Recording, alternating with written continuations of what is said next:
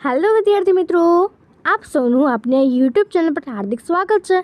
તો આજે હું તમારા માટે લઈને આવી ગઈ છું ધોરણ 8 વિષય ગણિત ત્રિમાસિક કસોટી ઓગસ્ટ 2025નું સંપૂર્ણ સોલ્યુશન, જે તમારી ગણિતની પરીક્ષા માટે ખૂબ ઉપયોગી થવાનું છે। તે પહેલાં તમે જો આપણી ચેનલને લાઇક, શેર અને સબસ્ક્રાઈબ ન કરી હોય તો જરૂરથી કરી દેજો। તો ચાલો આપણે ગણિતની ત્રિમાસિક કસોટીનું સોલ્યુશન શરૂ કરીએ। તો અહીં તેનો પહેલો પ્રશ્ન છે કે સાચો વિકલ્પ પસંદ કરીને લખો। તો એમાં એનો પહેલો પ્રશ્ન છે કે -3/4 વત્તા -3/4 બરાબર ખાલી જગ્યા। તો આપણે લખી શકીએ કે -3 એટલે -6/4 માટે તે થશે -3/2 એટલે એનો જવાબ થશે ઓપ્શન નંબર બી, એટલે 3 - 3/4 છે સાચું થશે। એના પછીનો એનો બીજો પ્રશ્ન છે કે 0.1નો વ્યસ્ત। તો આપણે 0.1ને લખી શકીએ કે 1/10 અને એનો વ્યસ્ત તો આપણી પાસે થશે 10 એટલે ઓપ્શન બી। એના પછી ત્રીજો પ્રશ્ન છે કે 0.01નો વ્યસ્ત। તો આપણે લખી શકીએ કે 1/100 અને એનો વ્યસ્ત થશે આપણી પાસે 100 એટલે એનો સાચો જવાબ થશે ઓપ્શન નંબર બી। હવે એના પછીનો ચોથો પ્રશ્ન છે કે 2x - 18 બરાબર 3 - 5x।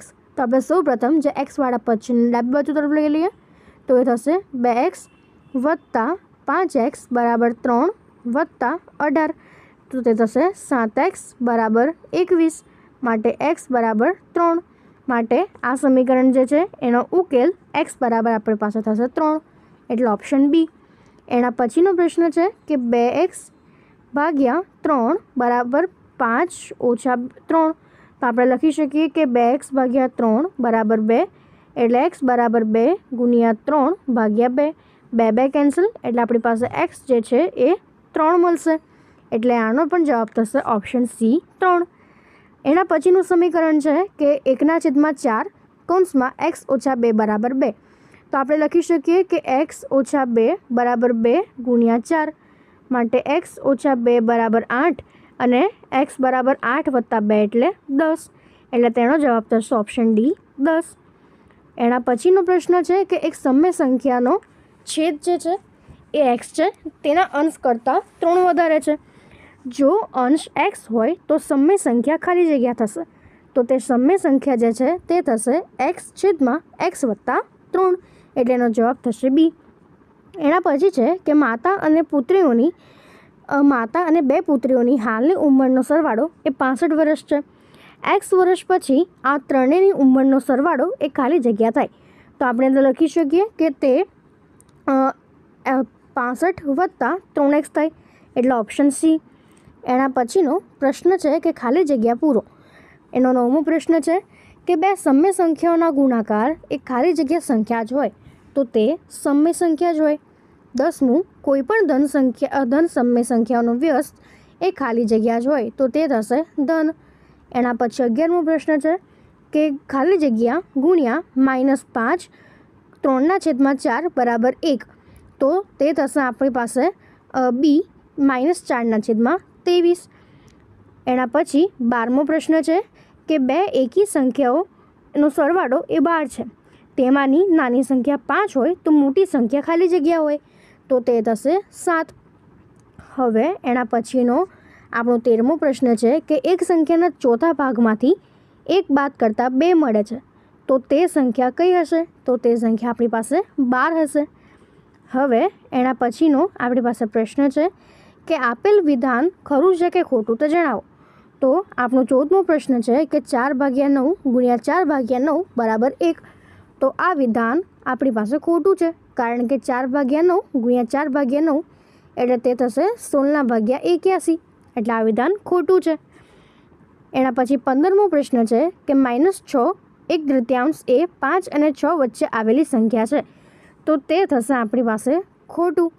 એના પછી 16મું છે કે 3.4 ગુણ્યા 3.2/7 ગુણ્યા 5.1/2 ગુણ્યા 0 એના બરાબર 0 તો આ વિધાન ખરું થશે કારણ કે 0 સાથે ગમે તે સંખ્યા હોય તેનો ગુણાકાર 0 જ થાય। 17મું કે 2/5x બરાબર 4 સમીકરણ માટે x બરાબર 10 થશે તો જો આપણે તે કરીએ તો તે થશે કે x બરાબર 5 × 20/2 એટલે x બરાબર 10 માટે આ વિધાન ખરું છે। એના પછી 18મો પ્રશ્ન છે કે 2x ઓછા 1 બરાબર 7 સમીકરણનો ઉકેલ x બરાબર 8 છે. તો આપણે તો ઉકેલીએ તો તે થશે 2x બરાબર 7 વત્તા 1 એટલે 8 એટલે x બરાબર 8 ભાગ્યા 2 એટલે 4. માટે આ વિધાન ખોટું છે. એના પછીનો 19મો પ્રશ્ન છે કે નીચેના જોડકા જોડો. તો 19માં આપણો પહેલો પ્રશ્ન છે કે 3 ભાગ્યા 2ની વ્યસ્ત સંખ્યા કઈ થશે. તો ત્યાં આપણી પાસે થશે વ્યસ્ત એટલે કે અંશ અને છેદને પલટાવી દેવાનું. એટલે 3/2નો વ્યસ્ત થશે 2/3. પછી 3/2ની વિરોધી સંખ્યા પૂછી હોય તો ત્યાં આપણી પાસે થશે સી કે -3/2. જો વિરોધી પૂછી હોય તો ચિહ્ન બદલવાના અને વ્યસ્ત કીધા હોય તો અંશ અને છેદ બદલવાના. ત્રીજું છે કે 2/3ની વ્યસ્ત સંખ્યા તો તે થશે ઓપ્શન ડી 3/2 અને 2/3ની વિરોધી સંખ્યા તો તે થશે એ -2/3. એના પછીનો આપણો 20મો જે છે તે છે કે 5x + 3 બરાબર 2x + 6. તો જો આપણે તેને સમીકરણને ઉકેલીએ તો આપણે લખી શકીએ કે 5x ઓછા 2x બરાબર 6 - 3 એટલે 3 એટલે આ થશે 3x બરાબર 3 એટલે x બરાબર 1. માટે જે પહેલું છે તેનો જવાબ થશે ઓપ્શન નંબર ડી. એના પછી બીજું સમીકરણ આપણને આપ્યું છે કે 4x ઓછા 1 બરાબર x વત્તા 5. તો આપણે લખી શકીએ કે 4x ઓછા x બરાબર 6 માટે 3x બરાબર 6 માટે x બરાબર 2. માટે બીજું સમીકરણ છે એનો જવાબ થશે ઈ. ત્રીજું છે કે 7x વત્તા 2 બરાબર 3x વત્તા 14. તો 3x આ બાજુ જાય તો તે થશે 4x અને 14 ઓછા 2 એટલે તે થશે 12. એટલે જે ત્રીજું સમીકરણ છે એનો જવાબ થશે એફ. એવી જ રીતે જે ચોથું સમીકરણ છે એને આપણે જો સોલ્વ કરીએ તો તે થશે કે 4x ઓછા 3x એટલે x અને ઓછા 1 ઓછા 2 એટલે તે થશે ઓછા 3. એટલે આપણી પાસે જે x છે તે થશે ઓછા 3. પછી પાંચમું છે કે 6x વત્તા 4 બરાબર x ઓછા 1. તો તે થશે 5x બરાબર ઓછા 5 એટલે તે થશે ઓછા 1 એટલે 5નો જવાબ છે ઓછા 1 થશે. છઠ્ઠું છે કે 4x ઓછા 1 બરાબર 5x વત્તા 2. તો આપણે તે કરીએ તો 4x ઓછા 5x ઓછા 4x એટલે એ થશે x અને ઓછા 1 એટલે ઓછા 2 એટલે બીનો જવાબ જે છે એ છઠ્ઠાનો જવાબ છે તે થશે બી. હવે એ જ પ્રમાણેનો એના પછીનો પ્રશ્ન છે કે માંગ્યા મુજબ જવાબ આપો. તો એનો 21મો પ્રશ્ન છે કે નીચેની સમય સંખ્યાઓની વ્યસ્ત સંખ્યા લખો. તો આપણને સંખ્યા આપી છે 5/9 એનો વ્યસ્ત કીધો છે એટલે આપણે તેને જે અંશ અને છેદ છે તેને બદલીએ તો તેની વ્યસ્ત સંખ્યા થશે 9/5. એના પછીનો 22મો પ્રશ્ન છે કે નીચેની સમય સંખ્યાઓની વ્યસ્ત સમય સંખ્યા લખો. તો સૌપ્રથમ આપણે તેની વ્યસ્ત કીધી છે તો આનો ગુણાકાર કરીએ તો તે થશે 10/9 × 63 એટલે આપણે લખી શકીએ કે 10/63 એટલે તેનો વ્યસ્ત જે છે તે થશે આપણી પાસે 63/10. અથવા તો તમે આને મિશ્ર અપૂર્ણાંક તરીકે લખીએ તો તે થશે 10 × 60 અને 3 એટલે 6.3/10. એના પછીનો પ્રશ્ન છે કે નીચેની સમય સંખ્યાઓની વ્યસ્ત સમય સંખ્યા શોધો. તો અહીં આપણને સંખ્યા આપી છે 1/2 અને એનો વ્યસ્ત કરીએ તો તે થશે 2. તો હવે એના પછીનો પ્રશ્ન છે કે માંગ્યા મુજબ જવાબ આપો. 24મો પ્રશ્ન છે -3/5 અને 1/2 વચ્ચેની 10 સમય સંખ્યા શોધી બતાવો. તો તમે એ જે આપણે સ્કેલ હોય એના પર તમે તે લખીને એને દોરીને કરી શકો છો. એના પછીનો 25મો પ્રશ્ન છે કે કિંમત શોધો. -4/5 ગુણ્યા 3/7 ગુણ્યા 15/16 ગુણ્યા -14/9. તો જો આપણે તેનો ગુણાકાર કરીએ તો તેનો જવાબ થશે આપણી પાસે 1/2. હવે એના પછીનો પ્રશ્ન છે કે માંગ્યા મુજબ જવાબ આપો. એનો 26મો પ્રશ્ન છે કે 2/5 ગુણ્યા ઓછા 3/7 ઓછા 1/14 ઓછા 3/7 ગુણ્યા 3/5. તો આપણે સૌપ્રથમ જે આ જે સમીકરણ આપ્યું છે તેમાં આપણે લખી શકીએ કે 2/5 ઓછા 3/7 ગુણ્યા ઓછા 1/14 ઓછા 3/7 ગુણ્યા 3/5.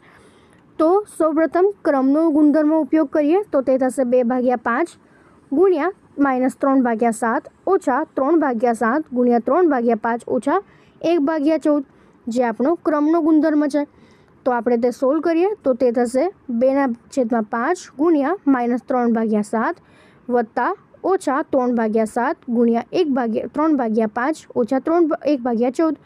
તો આપણે તે થશે કે ઓછા 3/7 કૌંસમાં 2/5 વત્તા 3/5 ઓછા 1/14 જે આપણો વિભાજનનો ગુણધર્મ છે. તો આપણે લખી શકીએ કે -3/7 ગુણ્યા 1 ઓછા 1/14. તો તેનો જવાબ થશે -6 -1/14 એટલે તે થશે -1/2. હવે એના પછીનો પ્રશ્ન છે કે નીચેના સમીકરણોના ઉકેલ શોધો. તો અહીં આપણું પહેલું સમીકરણ છે કે 5x - 2 = 3x + 8. તો આપણે તે શોધીએ તો તે થશે 5x - 3x = 8 + 2 એટલે 10 અને આ થશે 2x = 10 માટે આપણને x = 5 મળશે. એટલે પહેલામાં xનો ઉકેલ જે છે તે 5 થશે. બીજું સમીકરણ છે આપણી પાસે કે 2x + 1 = 3x - 2. તો તે થશે 3x - 2x = 1 + 2 એટલે તે થશે 1x = 3 એટલે x જે છે એ થશે આપણી પાસે 3 માટે બીજા સમીકરણમાં xનો ઉકેલ 3 થશે.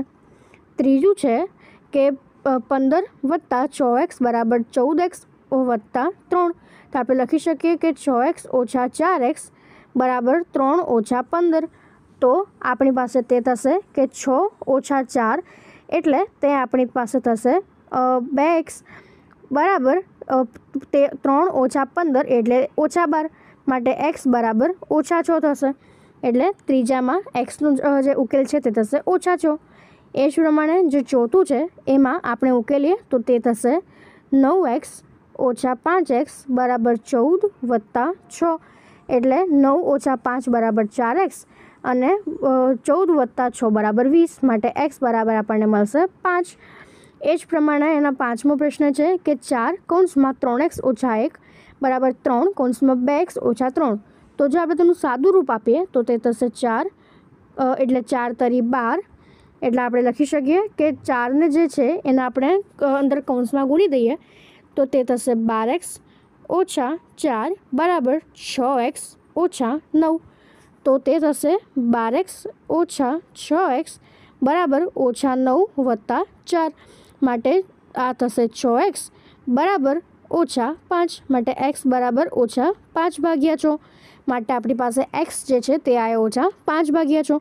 હવે એના પછીનો છેલ્લું છે કે આપણે 5 છે એની અંદર ગુણી નાખીએ તો તે થશે 5x + 5 = 4x + 12 એટલે તે થશે x બરાબર 12 - 3 એટલે તે આપણી પાસે થશે 7 માટે x બરાબર 7. હવે એના પછીનો છે કે નીચેના સમીકરણોના ઉકેલ શોધો. તો આપણું પહેલું સમીકરણ છે તે છે કે 4x + 13 = 3x + 15. તો તે થશે આપણી પાસે x બરાબર 15 - 13 એટલે એ થશે 2 એટલે પહેલાં સમીકરણમાં xનો ઉકેલ 2 થશે. બીજું સમીકરણ છે તો એમાં 9x - 15 = 7x + 1. તો આપણે તે ઉકેલીએ તો તે થશે 2x = 16 માટે x બરાબર 8 એટલે બીજા સમીકરણમાં x 8 મળશે.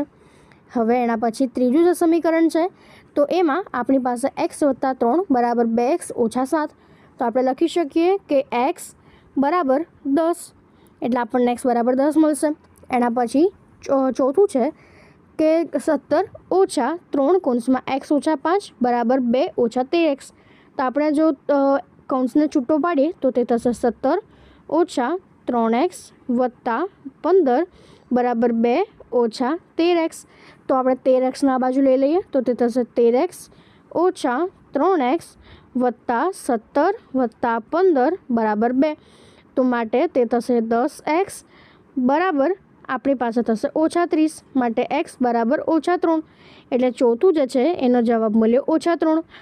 એના પછી પાંચમું છે 3x + 8 = -5x + 4. તો તે થશે -5 ને +3x જોડ લઈ જઈએ તો તે થશે 8x એના બરાબર -4 માટે x બરાબર -1/2.